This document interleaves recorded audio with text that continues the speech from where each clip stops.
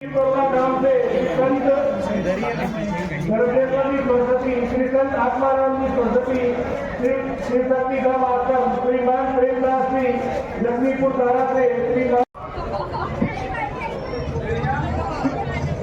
बांग्लादेश में समस्त हिंदू समाज के ऊपर, हमारे मठे मंदिरों के ऊपर, साधु संत समाज के ऊपर जो हो रहे अत्याचार हैं, उसके विरोध प्रदर्शन में आज हरदा जिले की समस्त हमारे सनातन भाई बंधु, सभी हिंदू संगठन ये देश को ये बता रहे हैं कि हम सभी सनातनी, हम उनके साथ हैं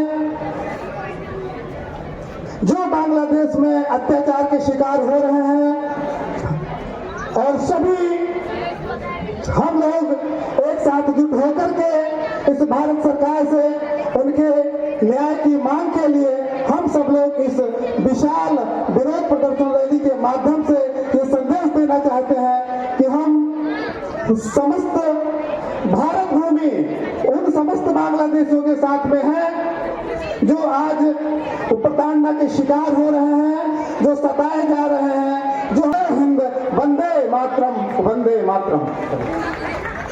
तो बुलाना चाहूंगा श्री महंत हनुमान दास जी महाराज जो हमारे बीच सोनेपुर से आए हैं, वे आए और इस सभा को अपना मार्गदर्शन प्रदान करें। परम पूज्य महामंडलेश्वर माधव गांव से पधारे गौ मठ से श्री ओंकार दास जी महाराज के चरण में प्रणाम करते हुए समस्त संत चरणों को मैं साष्टांग दंडवत प्रणाम करता हूँ। और सामने जो मातृशक्तियाँ जितने भाई हिंदू बैठे हुए हैं उनको तो मैं मेरी वाणी में कुछ है ही नहीं कहने को, उन्होंने दिखा दिया कि आज हिंदू एक हो रहा है। नारा लगाते हैं हम लोग जो है जागो हिंदू, सोए हिंदू, क्या क्या चलता है। हमें आवश्यकता क्यों पड़ी?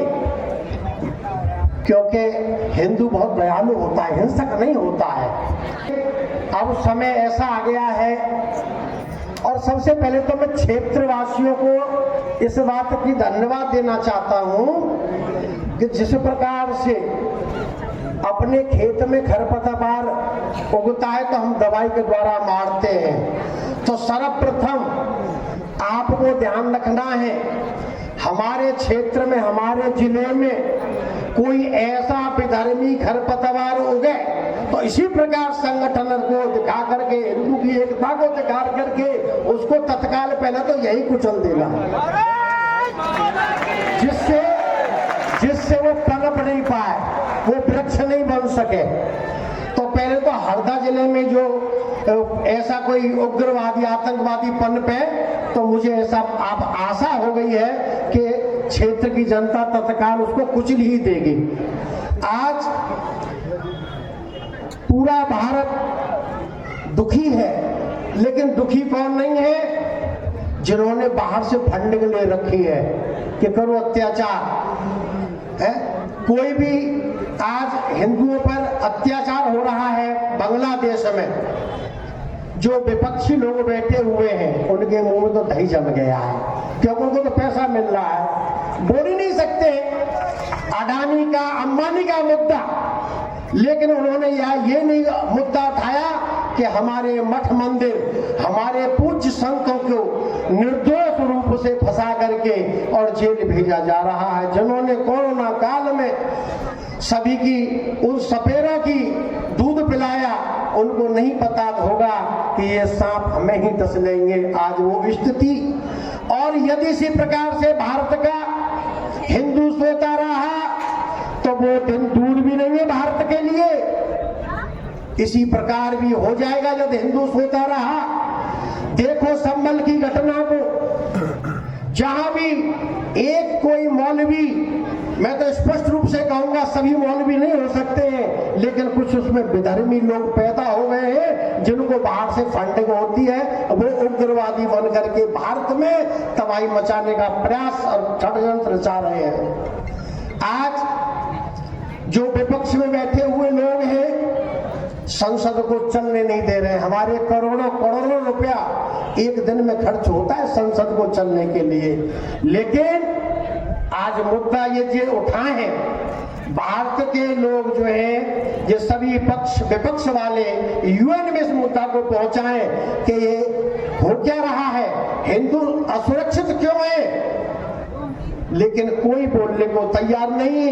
कोई भी मुसलमान का यहाँ कांड होता है तो भारत के लिए कहा जाता है, बाहर विदेशी भी लोग कहते हैं कि भारत में मुसलमान सुरक्षित नहीं है।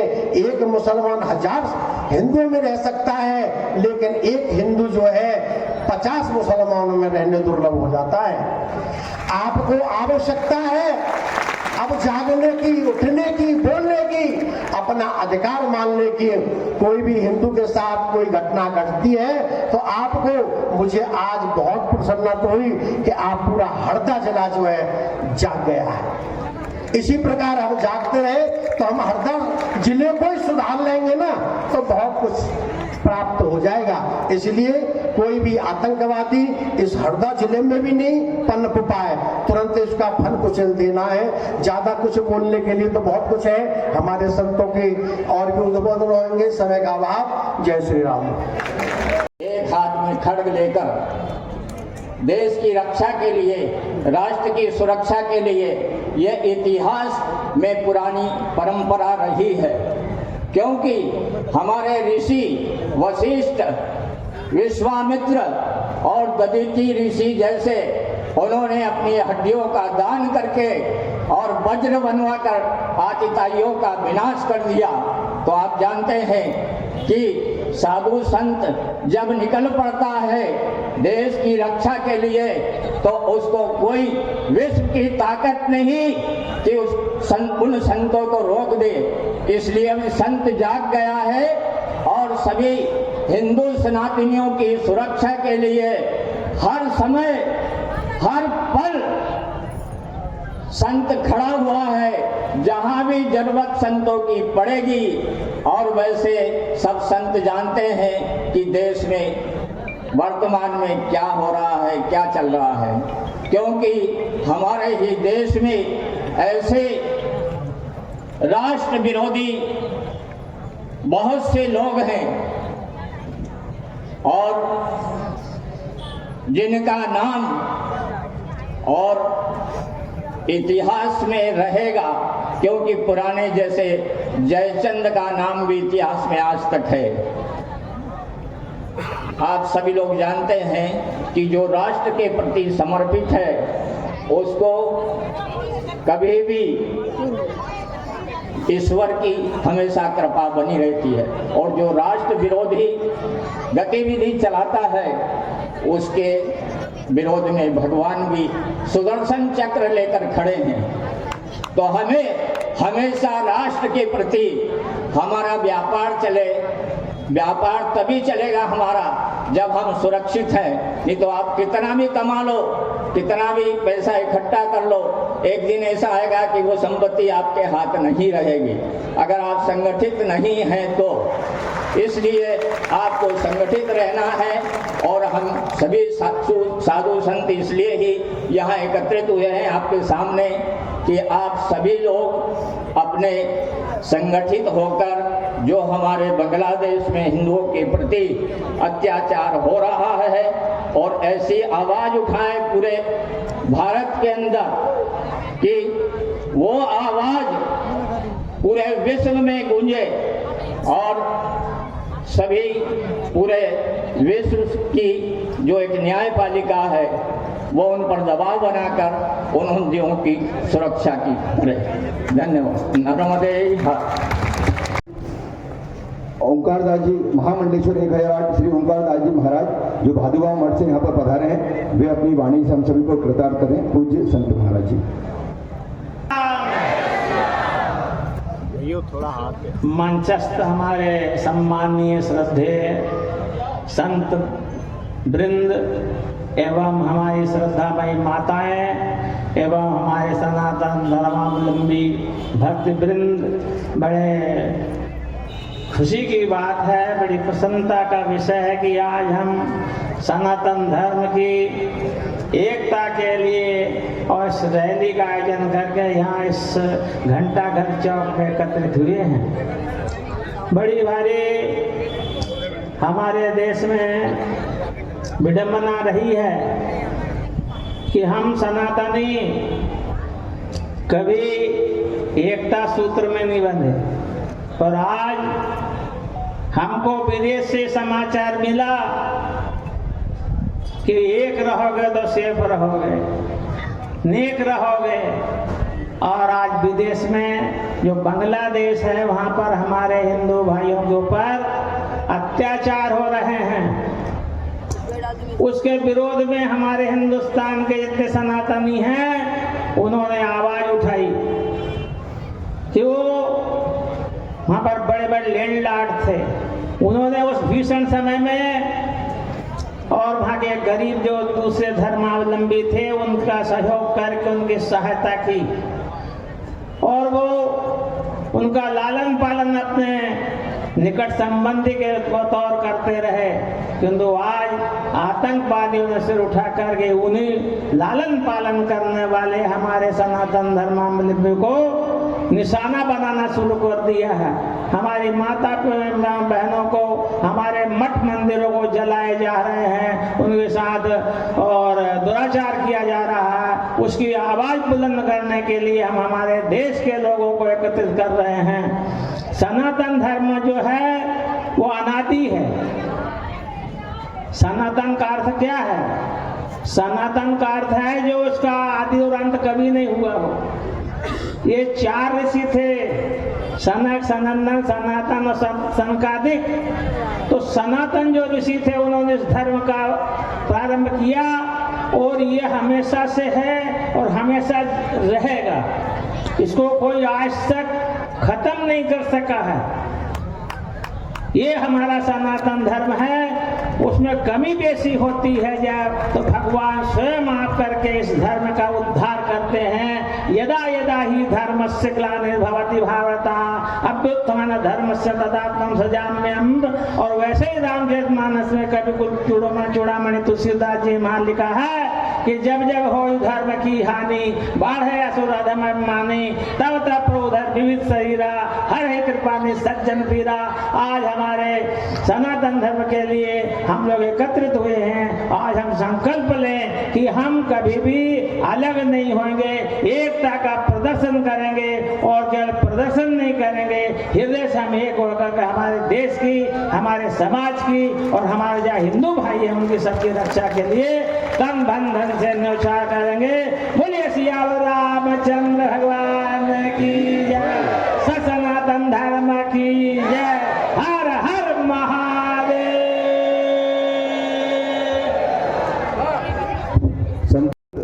समागम में अंतिम वक्ता के रूप में हमारे बीच आचार्य संत डॉक्टर गोवर्धन राम जी शिक्षा शास्त्री हैं। आप व्याकरणाचार्य हैं, साहित्य रत्न हैं। आप अखिल भारतीय जीव रक्षा विश्नोई सभा के संरक्षक हैं। अखिल भारतीय विश्नोई महासभा जिला बाड़मेर के आप अध्यक्ष हैं। मैं आपको सादर आमंत्रित करता हूं कि आप आएं और अपनी वाणी से हम सभी को मार्गदर्शन प्रदान करें। इसके उपरांत हमारे अंतिम वक्ता के रूप में हमारे आज के मुख्य वक्ता यहाँ पर आएंगे और वे हमें पाठ्य प्रदान करेंगे। कोई उठेगा नहीं, सभी लोग बैठे रहें शांतिपूर्ण। जिस प्रकार से पूरा अनुशासन का पालन हमने अभी तक किया है, कुछ ही समय में हमारे मुख्य वक्ता हमारे बीच में होंगे और वे भी हमें मार्गदर्शन प्रदान करेंगे। इसी प्रकार के अनुशासन का पालन करते हुए हमें आपके वक्ताओं को सुनना है।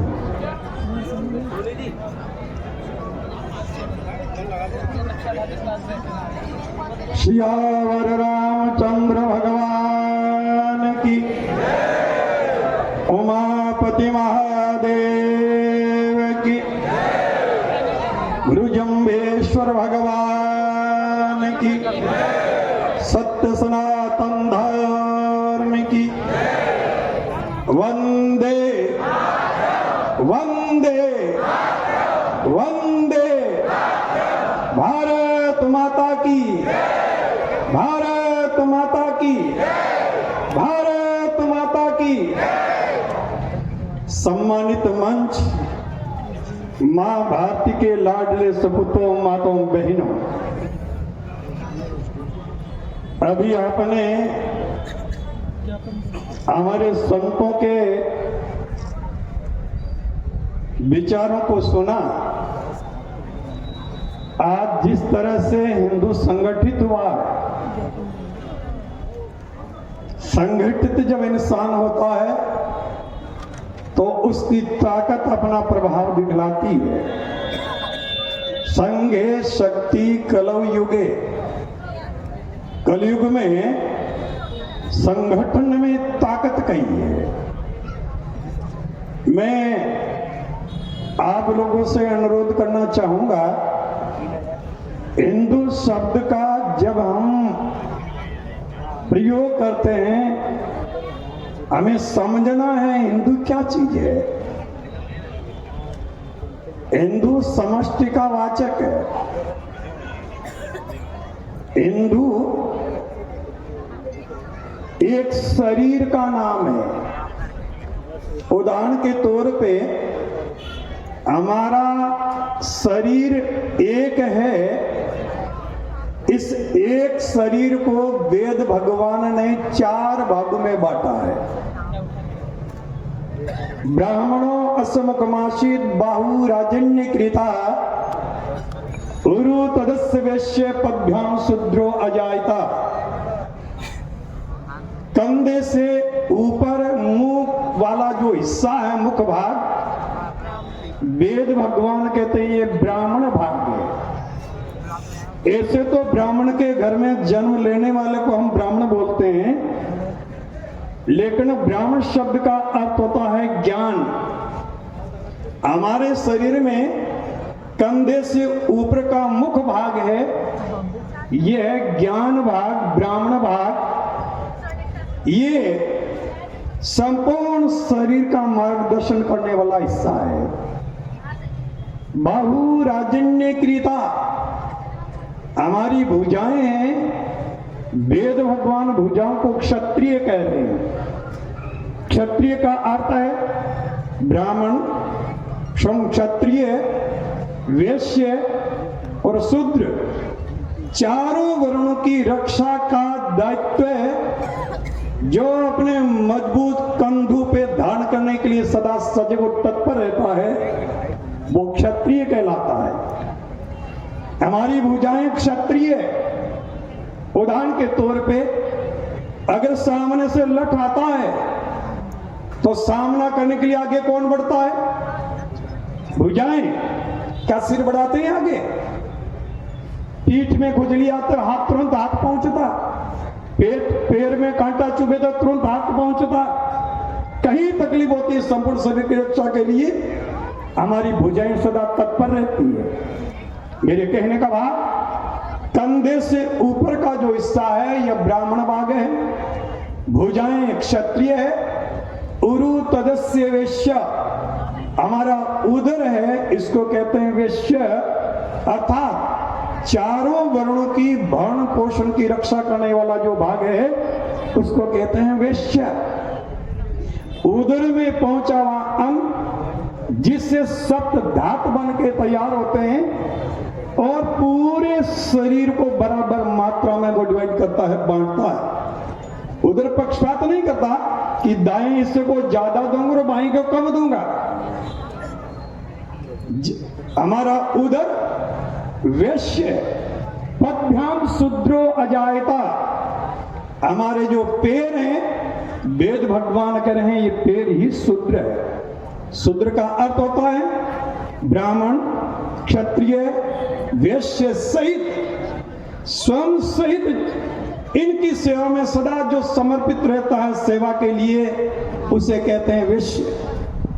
सज्जनों, अगर एक शरीर में चारों वर्ण है, ब्राह्मण है, क्षत्रिय है, वैश्य है, अब आप मुझे बताइए क्या आपके शरीर में इतने चारों वर्ण एक शरीर में बैठे हैं, क्या आपके मन में भेद बुद्धि पैदा होती कि मैं शरीर को श्रेष्ठ समझूं या हाथ को गौण समझूं या पैर को गौण समझूं?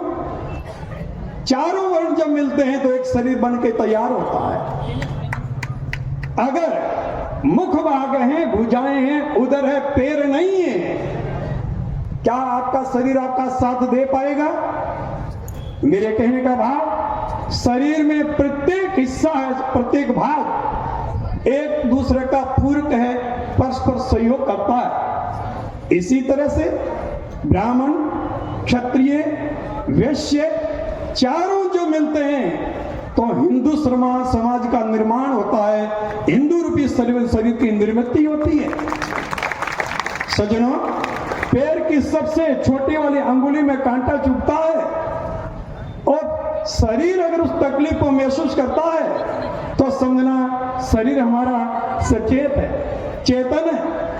पैर की अंगुली में कांटा चुभ गया, हमें पता ही नहीं चला, इसका मतलब हमारा शरीर बेहोश है। सज्जनों, हिंदू इस तरह धाम पे कहीं भी संपूर्ण वसुंधरा पे बसता हो, हिंदू के जीवन में तकलीफ आए और हिंदू शरीर अगर महसूस करे कि मेरे शरीर में कहीं न कहीं वेदना हुई, कांटा चुभा है, तो समझना हम सज गए, हम सावधान है, हम सचेत है। आज बांग्लादेश के अंदर माता बहनों की इज्जत लूटी जा रही है, कत्लेआम किया जा रहा है और मूक बन करके बोलो एक आतताई के बारे में कोई शब्द आता है, पूरे देश को हिलाने की चेष्टा करते हैं, लेकिन हिंदुओं पे अत्याचार होता है, इनकी जवानों में दही जम जाता है, ये बोलते नहीं। ये क्यों होता है? क्योंकि हम जातिवाद में बटे, क्षेत्रवाद में बटे, मैं ब्राह्मण हूं, मैं जाट हूं, मैं विस्ताई हूं, मैं शूद्र हूं। जब जब इस रूप में हम बंटे हैं तब हम कटे हैं, तब आतताइयों ने हमारे विखंडन का लाभ उठाया है और हिंदू को बांट करके इनको ठिकाने लगाया है। मेरा आप लोगों से आग्रह है, इन शुद्र भावों से ऊपर उठ करके हिंदू शरीर की रक्षा के लिए कंधे से कंधा मिला करके हमें एक होना है। अगर तुम सनातन की रक्षा करोगे, धर्म रक्षति रक्षिता है, धर्म की रक्षा तुम करोगे, सनातन की रक्षा तुम करोगे तो धर्म तुम्हारी रक्षा करेगा और तुम सुरक्षित रहोगे। आज संभल की घटना को देख लीजिए, आज उदयपुर की घटना को याद कीजिए। एक हिंदू अपनी दुकान के अंदर काम कर रहा है और वहां कत्लेआम हो जाती है, हम लोग मूक दर्शक बन के देखते रहते हैं। इसका मतलब हमारे दिल में यह दर्जी है, ये जाट है, ये ब्राह्मण है। इन भावनाओं से जब तक हम ऊपर नहीं उठेंगे, सज्जनों, शरीर के किस अंग में तकलीफ होती है, क्या हमें वो तकलीफ महसूस नहीं होती? इसी तरह से हिंदू शरीर के अंदर जब भी कोई वेदना हो, कोई कष्ट आए, कोई विपत्ति आए, अगर संगठित होकर के एक स्वर में जब हिंदू बोलेगा तो सज्जनों आपकी ताकत रंग लाएगी। कितने भी सामर्थ्यवान क्यों न हो, उनको भी नतमस्तक होना पड़ेगा। समय आ गया है आपको सचेत होने का, समय आ गया है आपको सावधान होने का।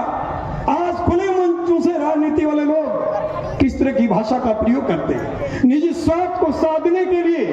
न उनकी राष्ट्र को चिंता है, न सनातन की चिंता है, न हिंदू सभ्यता संस्कृति को बचाने की उनको चिंता है। उनको केवल पारिवारिक जो परंपरा से एक घर पूरे देश को नचा रहा, और इन तुष्टिकरण नीति के तहत उन आतंकवादियों को, उन विद्रोहियों को, उन आतताइयों को जो संरक्षण देते हैं, आपके सामने संभल से बड़ा ताजा उदाहरण हो नहीं सकता। राजनीति वाले लोग किस तरह से उन लोगों की सोच को ताकत देने के लिए हिंदू की भावना का दमन करना चाह रहा है।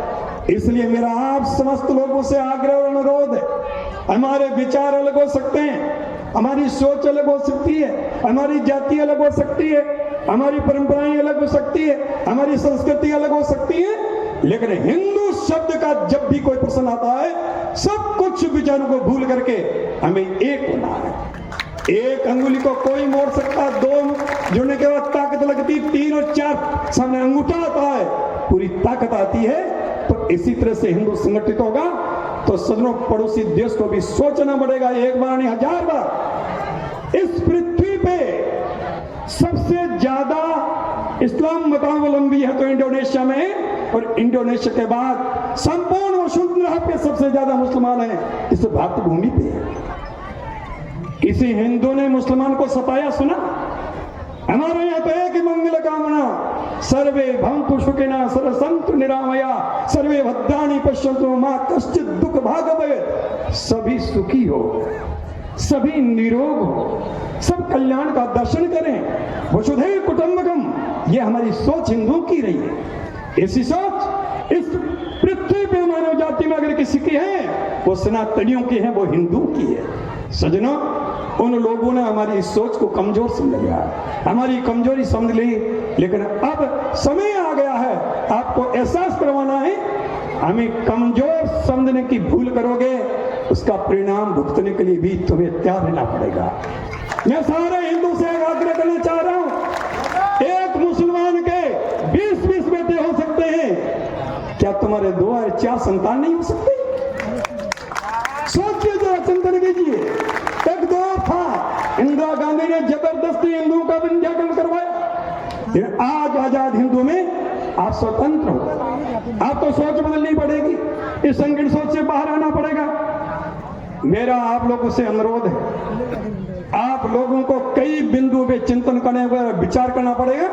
अगर ये बिंदु पे सोचोगे बारीकी से, तो आपका इस तरह से संगठित होना या आना सफल और सार्थक माना जाएगा।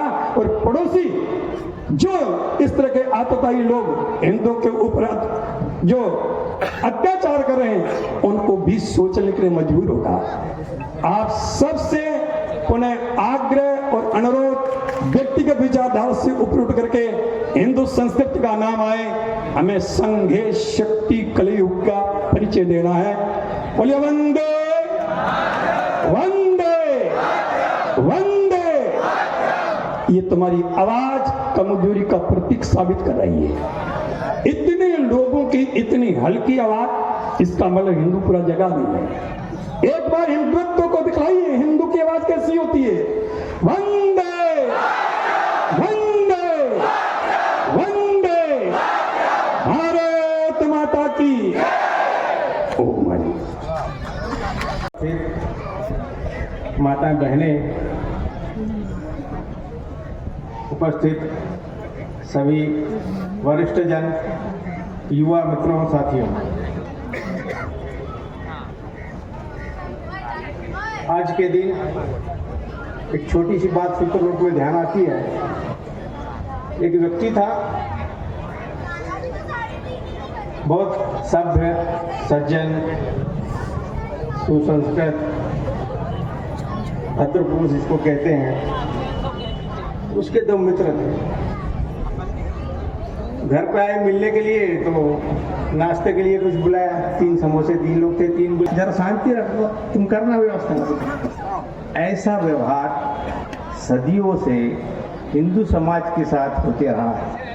हमको कहा गया, तुम तो सहिष्णु हो, तुम तो शांति रखो, तुम तो सभ्य समाज हो, तुम तो प्राणियों में कण कण में ईश्वर को देखने वाले हो, तुम शांत रहो, तुम ये सब कैसे करने लगे? ऐसे व्यवहार की अपेक्षा ही नहीं। इस तरह हमारा भी मानस धीरे धीरे सुनते सुनते, और जो बुद्धिजीवी वर्ग है उसका भी ऐसा बन गया। उसका परिणाम हमको आज बांग्लादेश में देखने को मिल रहा है। अभी बांग्लादेश में ही नहीं, तो इतिहास भरा पड़ा है पूरे भारत का, और जहाँ जहाँ भी हिंदू समाज रहा है, सारा इतिहास गवाह है। वो इतिहास बता रहा है। उन्हीं समोसों की तरह हमारा आर्यावर्त भारत आज आधा ही बचा है, आधा हम खो चुके हैं। लेकिन बांग्लादेश में जो स्थितियां बनी, तो जब हम आज़ाद हुए उसी समय बांग्लादेश भी आज़ाद हुआ 1947 में। उस समय में वहाँ पर हिंदू समाज की संख्या 30% थी, आज घट करके 8% रह गई। ऐसा दृश्य हमारे देश में तो नहीं देखने को मिलता। हमारे देश में तो वसुधैव कुटुंबकम कहते गए हम, और किसी को किसी प्रकार का जीवन यापन, पूजा पद्धति अपनाने में कोई तकलीफ नहीं हमने दी। हम स्वभाव से जैसे हैं वैसे ही सदियों से, युगों से है। उसका परिणाम लेकिन अब आज के समय में हमको देखने को मिल रहा है, जिसका प्रत्यक्ष उदाहरण बांग्लादेश की विभीषिका के रूप में हम सबके सामने है। अब ये वहां पर भी जो बना, ये स्थिति बनी है, ये एक दिन में नहीं बन गई, तत्काल कुछ नहीं हुआ है। बांग्लादेश के जन्म के समय से ही वो मानसिकता तो पहले से ही थी। वहां पर सेना हमेशा सरकार पर हावी रही है। ऐसे ही हम देखते हैं कि पाकिस्तान के अंदर भी सेना हमेशा शासन पर हावी रही, सेना जैसा चलाना चाहती है वो वैसा ही चलवाती है। यानी सेना और सरकार में समन्वय जैसा होना चाहिए वो देखने को नहीं मिलता, वो हमारे देश में देखने को मिलता है। हमारे देश का एक उदाहरण, हमारे देश में अटल बिहारी वाजपेयी जी की सरकार थी और नैतिकता की पराकाष्ठा, एक वोट के कारण सरकार गिरी, 13 दिन की सरकार, लेकिन सड़कों पर कुछ नहीं हुआ, समाज में कोई हलचल नहीं हुई, देश के अंदर किसी भी प्रकार की कोई हलचल नहीं हुई। और वही तरह से वहां हम जब देखते हैं बांग्लादेश के अंदर, तो एक विद्यार्थी आंदोलन प्रारंभ होता है और वो विद्यार्थी आंदोलन विकृत रूप लेते लेते और सत्ता परिवर्तन करता है। और सत्ता परिवर्तन भी कैसे करता है, तो अनैतिक ही नहीं, अभद्र तरीके से। और वहां पर जो महिला उनकी प्रधानमंत्री थी उसके साथ कैसा व्यवहार किया, तो जब उसके बंगले में घुसे विकृत मानसिकता के लोग, तो कैसा व्यवहार किया, तो उनके अंतरंग वस्त्रों को उछाल उछाल करके मीडिया पे दिखाया गया। इससे शर्म की बात और क्या आ सकती है?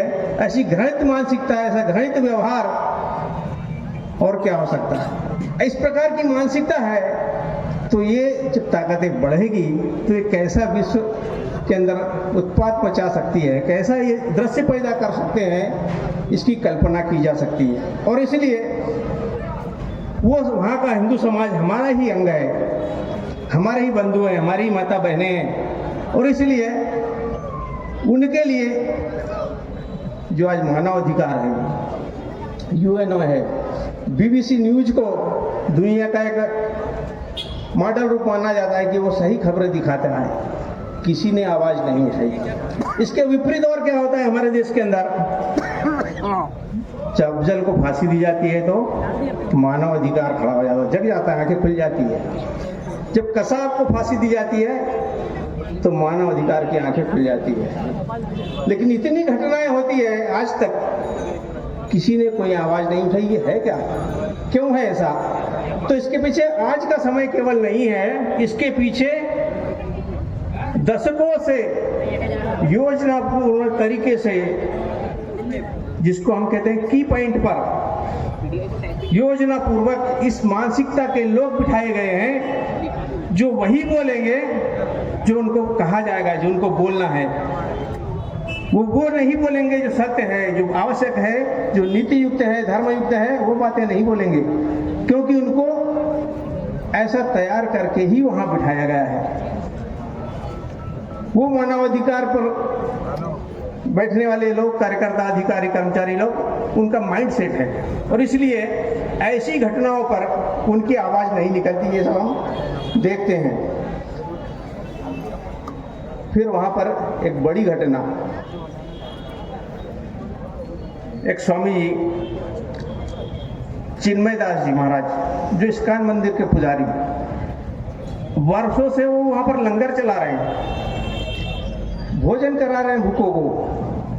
और वही भोजन किया हुआ जिस मंदिर की उस व्यवस्था से, उस सेवा का लाभ लिए हुए लोगों ने ही उसी मंदिर के ऊपर आक्रमण किया। और जब वहां के हिंदू समाज को संगठित करके इस प्रकार का धरना आंदोलन उन्होंने प्रारंभ किया, कानून के दायरे में रहकर, नैतिकता के दायरे में रहकर विरोध, शांतिपूर्ण विरोध प्रदर्शन शुरू किया, तो उन्हीं को वहां पर गिरफ्तार कर लिया गया, उनकी आवाज को दबा दिया गया, उनके साथ खड़े हुए लोगों को प्रताड़ित किया गया और उनको भी गिरफ्तार किया गया। ऐसी स्थिति जो है बांग्लादेश के अंदर बनी। इतिहास में ऐसा हम देखते हैं कि मोपला घटना जो होती है, उसमें भी डायरेक्ट एक्शन जब होता है हमारे देश के अंदर, उसमें भी इसी तरह का व्यवहार हमको देखने को मिलता है। लेकिन एक अनुभव हम सबका है, हम सब शिक्षित समाज के हिस्से हैं, आजकल सब विज्ञान को जानते समझते हैं। तो विज्ञान का नियम है, जहां पर हम वैक्यूम छोड़ेंगे उस वैक्यूम की पूर्ति कहीं न कहीं कोई ना कोई उसको तत्व करता है। ऐसे ही समाज जीवन में या जीवन के विभिन्न आयामों में जहां जहां पर हम वैक्यूम छोड़ेंगे कोई ना कोई उसकी पूर्ति करता है। और इसलिए व्यवसाय के क्षेत्र हो, कार्य क्षेत्र हो, किसी भी प्रकार के जीवन का आयाम हो, जहां हम बचते हैं, जहां हमको लगता है कि ये काम तो छोटा है, ये हम क्यों करें, जहां हमको लगता है कि नहीं ये मेरे लायक काम नहीं है, ऐसे कामों की पूर्ति फिर कोई ना कोई करता है। तो हम जिसको कहते हैं कि हमारे यहाँ पर तो कहा है कर्म ही पूजा है, तो कर्म को पूजा समझकर ऐसे स्थानों को भी चिन्हित करके हमको भरना पड़ेगा, तब ऐसी समस्याओं का समाधान होगा। और इसलिए एक और घटना ध्यान में आती है, वहाँ पर एक कलाकार संगीतकार राहुल आनंद था बांग्लादेश के अंदर, जिसने खुद अपने घर में 3000 प्रकार के वाद्य यंत्र बना करके अपने हाथों से वाद्य यंत्र बजाता भी था और बनाता भी था। 3000 वाद्य यंत्र बना करके घर में सजा करके रखे थे। उसके घर के ऊपर जब हमला हुआ, उसका घर जला दिया गया, जो थी वो सारी रात में भस्म हो गई। इस तरह का प्रताड़ना और वहाँ पर उसके साथ भी देखने को मिलती है। हमारे समाज के अंदर सदियों से कुछ सद्गुण विकृति आई है, उसका भी ये सब परिणाम देखने को मिलता है। हमारे यहाँ पर विश्व शांति की बात, धर्म की बात, नैतिकता की बात करते करते, अहिंसा परमो धर्म की बात करते करते स्थिति ये बनी है कि जहाँ आवश्यक है वहाँ पर भी हम प्रतिकार करने की मानसिकता में नहीं रहे, जिसके कारण से और देश के अंदर ऐसी स्थिति बनी, बांग्लादेश के अंदर भी ऐसी स्थिति बनी और उसका परिणाम ये हुआ कि हम आज आधा भारत खो करके बैठे हैं। इसलिए आज ऐसी घटनाओं के बाद समाज से एक आह्वान की आवश्यकता है कि हम अपने जीवन में कुछ लक्ष्य तय करें, जो हमारी क्षमता है वो हम तय करें। हम किसी शिखर को यदि छूना चाहते हैं तो हम जहाँ खड़े हैं पहला कदम हमको वहीं से उठाना पड़ेगा। और इसलिए हम जो कर सकते हैं उन सब कामों के लिए स्वयं जिम्मेदार बने और अपने स्तर पर हम कुछ करना सीखें। समाज की आज मानसिकता ऐसी बनी है कि कोई भी छोटी मोटी बात होती है, छोटी मोटी घटना होती है तो परावलंबिता की दृष्टि से और शासन प्रशासन सरकार इधर उधर और देखने का प्रयास करता है। तो हमको अपने स्तर पर ये चीज़ों के लिए तैयार रहने की आवश्यकता है। आज के इस अवसर पर मैं इतना ही बोलकर अपनी बात पूरी करता हूँ। एक संकल्प हम सभी लोग दोहराएंगे, दोनों हाथ खड़े करके मैं बोलता हूँ, वो संकल्प को हम सबको दोहराना है। सभी बंधु माताएं बहनें हाथ ऊपर करें दोनों और संकल्प को दोहराएं। मैं अपना नाम बोलना है। बांग्लादेश में हिंदू अल्पसंख्यकों पर हो रहे अत्याचार और उनके समर्थन में मैं सदैव खड़ा रहने का संकल्प करता हूँ। मैं संकल्प करता हूँ कि बांग्लादेश के पीड़ित हिंदू समुदाय के सम्मान, सुरक्षा और धार्मिक स्वतंत्रता के लिए हर संभव प्रयास करूंगा। अन्याय के खिलाफ अपनी आवाज उठाने और समाज में जागरूकता फैलाने हेतु मैं भाषा, क्षेत्र और जाति के नाम पर नहीं बढ़ने का संकल्प करते हुए सकल हिंदू समाज के एकता के लिए कार्य करने की प्रतिज्ञा करता हूँ। भारत माता की, भारत माता की।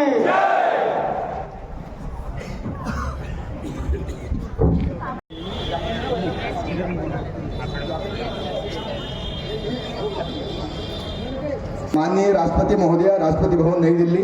विषय बांग्लादेश में हिंदू समुदाय पर हो रहे अत्याचारों एवं उत्पीड़न के विरुद्ध हस्तक्षेप हेतु निवेदन। माननीय महोदय, भारतवर्ष जो सहिष्णुता, सांस्कृतिक विविधता और धार्मिक सौहार्द का प्रतीक है, सदैव अपने पड़ोसी देशों में मानवाधिकार एवं अल्पसंख्यकों की सुरक्षा को प्राथमिकता देता आया है। इसी परिप्रेक्ष्य में हम आपके सम्मुख बांग्लादेश में हिंदू समुदाय पर हो रहे अमानवीय अत्याचारों के संबंध में यह ज्ञापन प्रस्तुत कर रहे हैं। विगत कुछ समय से बांग्लादेश में हिंदू अल्पसंख्यकों पर हिंसा, उत्पीड़न और उनके धार्मिक स्थलों पर हमले बढ़े हैं। ये घटनाएं न केवल धार्मिक स्वतंत्रता का हनन करती हैं बल्कि मानवता के मूल सिद्धांतों को भी चुनौती देती हैं। हाल में ही ऐसी अनेक घटनाएं हुई हैं जिनसे भारत का पूरा हिंदू समाज चिंतित है। हमारी विनम्र मांग है कि आप कूटनीतिक हस्तक्षेप जिसमें भारत सरकार बांग्लादेश सरकार के समक्ष इन घटनाओं पर कड़ी आपत्ति दर्ज करें और हिंदू समुदाय की सुरक्षा सुनिश्चित करने हेतु आवश्यक कूटनीतिक दबाव डालें। आप अंतर्राष्ट्रीय जागरूकता हेतु संयुक्त राष्ट्र और अन्य अंतर्राष्ट्रीय मानवाधिकार संगठनों से इन घटनाओं पर संज्ञान लेने और आवश्यक कार्रवाई करने का अनुरोध करें। आप मीडिया में जागरूकता के लिए इन घटनाओं को राष्ट्रीय और अंतर्राष्ट्रीय मीडिया में प्रमुखता से प्रकाशित किया जाए ताकि विश्व समुदाय इस गंभीर समस्या से अवगत हो सके। साथ ही साथ राहत एवं पुनर्वास हेतु पीड़ित परिवारों को आर्थिक, मानसिक और पुनर्वास संबंधी हर संभव सहायता प्रदान की जाए। माननीय राष्ट्रपति महोदया, बांग्लादेश में हिंदू समुदाय का यह संकट केवल एक धार्मिक समूह का उत्पीड़न नहीं है बल्कि यह मानवता के मूल्यों के प्रति गहरी चुनौती है। हम आशा करते हैं कि आप इस ज्ञापन को गंभीरता से लेंगी और त्वरित एवं प्रभावी कार्रवाई हेतु मार्गदर्शन करेंगी। आपका यह कदम न केवल बांग्लादेश के हिंदू समुदाय को सुरक्षा प्रदान करेगा बल्कि भारत की संवेदनशीलता और नेतृत्व को भी अंतर्राष्ट्रीय स्तर पर सम्मानित करेगा। इसी आशा और विश्वास के साथ यह ज्ञापन हम सभी हिंदू भाई बहन मातृशक्ति आज भारत की माननीय राष्ट्रपति महोदय के नाम पर हरदा के हमारे इन प्रशासनिक प्रतिनिधि महोदय को यहाँ पर हम प्रस्तुत कर रहे हैं। सर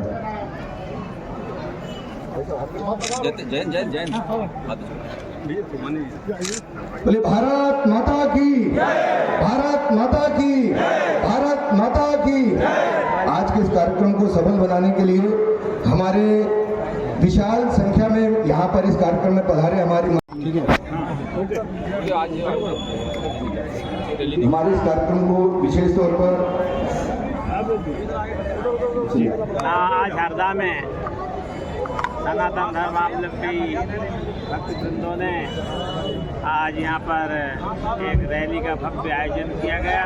उसमें हमारे जो बांग्लादेशी हिंदू भाई हैं उनके ऊपर अत्याचार जो हो रहे हैं, जो वहाँ के मठ मंदिरों को उजाड़े जा रहे हैं, उनको जलाए जा रहे हैं, उनके विरोध में आज एकता प्रदर्शन करने के लिए सनातन धर्म वालों ने आज विशाल रैली का आयोजन किया।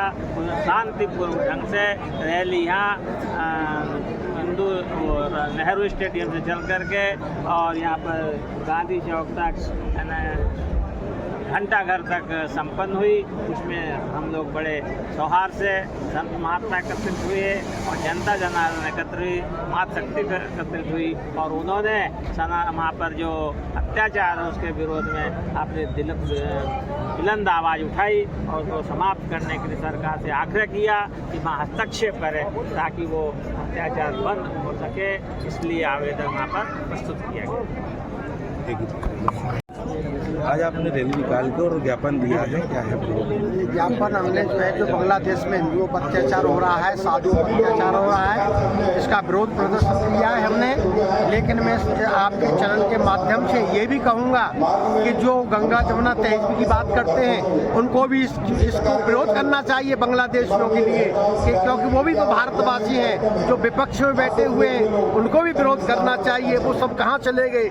थोड़ी थोड़ी भी कोई किसी दूसरी समुदाय पर कोई संकट आता है तो बोलते हैं कि सुरक्षित नहीं। आज हिंदुओं के ऊपर इतना हो रहा है, ये सब सारे विपक्ष क्यों चुप हैं? इसलिए मैं सभी भारतवासियों से, चाहे वो हिंदू हो चाहे मुसलमान हो, सबको इसका विरोध करना चाहिए। जो बांग्लादेश में हमारी माता बहनों का इज्जत लूटा जा रहा है, मठ मंदिरों को तोड़ा जा रहा है और जिन्होंने सेवा की थी, जो इस्कॉन मंदिर वालों ने, संतों ने, उनको जेल में डाल दिया गया है। तो हम यही सभी भारतवासियों से फिर एक बार निवेदन करूंगा, सबको विरोध करना चाहिए जिससे पूरा अंतर्राष्ट्रीय स्तर पर इसका विरोध की जानकारी मिल सके।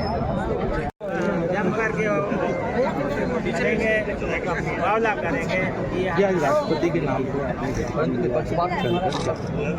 हाँ, क्या है कि बांग्लादेश में जो हो रहा है हमारे सनातन आज भी हम देख रहे हैं कि बड़ी विचित्र बात है। यहाँ के जो दो विधायक हैं अपने सनातनियों के पक्ष में कांग्रेसी हैं आज, और वो कांग्रेस हिंदुओं के पास में नहीं आए।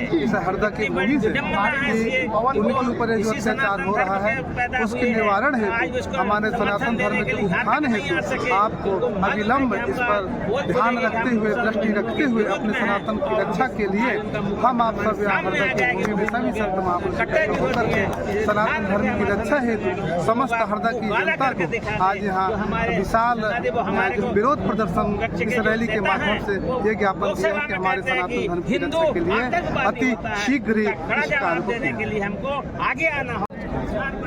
दोनों संतों के लेना प्रकाशन इंजी रोकी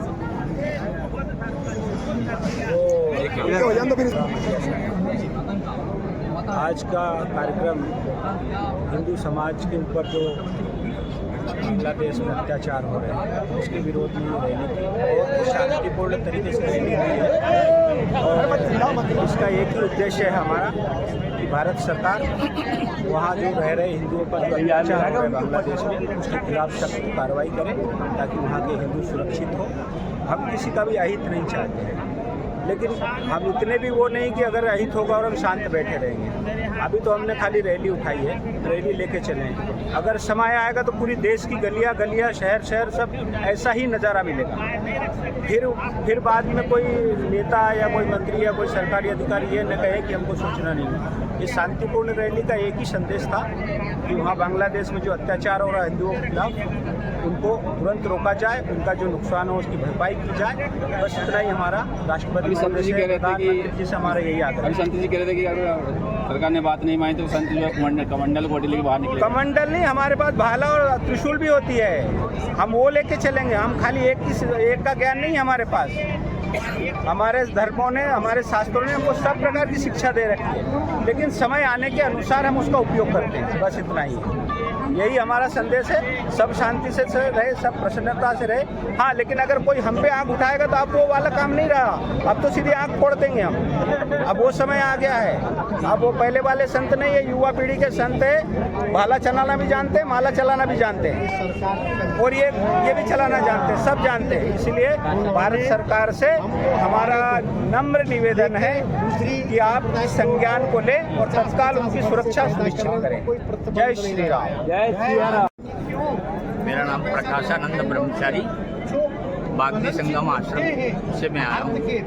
और आज का जो विषय है वो बांग्लादेश में जो हिंदुओं पर अत्याचार हो रहा है उस विषय में यहाँ हरदा नगर के अंदर सभी हिंदू समाज एकत्रित होकर अपनी पूरे प्रतिष्ठान को बंद रख करके बहुत बड़ा एक परिचय दिया है कि हम सभी हिंदू संगठित हैं। इसका विशेष प्रभाव हमारी सरकार पर और जो विदेश में सरकार बांग्लादेश में है उस पर भी इसका असर जाएगा। और ऐसे ही प्रत्येक नगर और गांव में इस प्रकार से विरोध दर्ज करेंगे और इस प्रकार से हिंदुओं का वो कहीं पे भी रहता हो उसको अगर कोई आँच आएगी तो संत समाज और हिंदू समाज पूरा हर समय खड़ा हुआ है। कोई भी राष्ट्र, कोई देश ऐसा नहीं सोचे कि हिंदू जो है वो बिल्कुल ऐसा किसी भी प्रकार से कोई हिम्मत नहीं करता। वो समय अब चला गया है कि हिंदू अब जाग गया और हिंदू अब हर तरह से तैयार है। आज जो हरदा में विशाल रैली का आयोजन किया गया, उसमें विशाल संख्या में मातृशक्ति ने भी भाग लिया है, क्या संदेश देना चाहते हैं? सर्व सकल हिंदू समाज के द्वारा हम सभी मातृशक्ति और सभी मेरे सनातनी भाई यहाँ पर जो एकत्रित हुए हैं, विशाल जनसैलाब आप देख सकते हैं। ये रैली हमने निकाली है, एक विरोध प्रदर्शन रैली समझ लीजिए इसे, क्योंकि बांग्लादेश में हिंदुओं के ऊपर जो अत्याचार हो रहे हैं, जो कट्टरपंथी अत्याचार कर रहे हैं, हमारे मंदिरों को तोड़ रहे हैं, वहाँ पर हमारे बच्चों को और महिलाओं के ऊपर जो दुर्व्यवहार कर रहे हैं, तो उसके विरोध प्रदर्शन में हमने आज रैली निकाली है और एक धरना प्रदर्शन भी किया है। तो हम ये संदेश देना चाहते हैं कि वो अकेले नहीं हैं, हम सब उनके हिंदू उनके साथ हैं वहाँ पर जो अत्याचार हो रहा है। और हम सरकार को भी ये कहना चाहते हैं कि इसके खिलाफ कोई एक आवाज़ उठाए ताकि वो हिंदू वहाँ पर सुरक्षित रहें और जो कट्टरपंथी उन पर कर रहे हैं हमले, उन्हें वो ना करने दें। आज यहाँ सकल हिंदू समाज ने जो विरोध प्रदर्शन किया है उसमें आप भी सम्मिलित हुए, क्या विचार? हमारे पास ये जब खबर पहुंची कि इस प्रकार से प्रदर्शन होने वाला है, तो क्योंकि बांग्लादेश में इस्कॉन काफ़ी एक्टिव रहा है और हमारी तरफ से खाना वितरित किया गया है काफ़ी महीनों तक, तो आज हमारे साथ ऐसा किया जा रहा है, ऐसा व्यवहार हिंदुओं के साथ किया जा रहा है, तो बिल्कुल ये असहनीय है। तो इस रूप से हम भी इस प्रदर्शन में थोड़ा अपना सहयोग दे करके, ताकि इस जन सामान्य में एक बहुत अच्छा सुंदर संदेश पहुंचे, जिससे कि बांग्लादेश में जो अभी हो रहा है वो थोड़ा कम हो या बंद हो। हमारी सरकारों से यही अपील है, निवेदन है कि वो कुछ कड़े कदम उठाएं और सभी सरकारों को ये सूचना दी जाए कि जो है ये मानवता के प्रति ये ठीक नहीं है।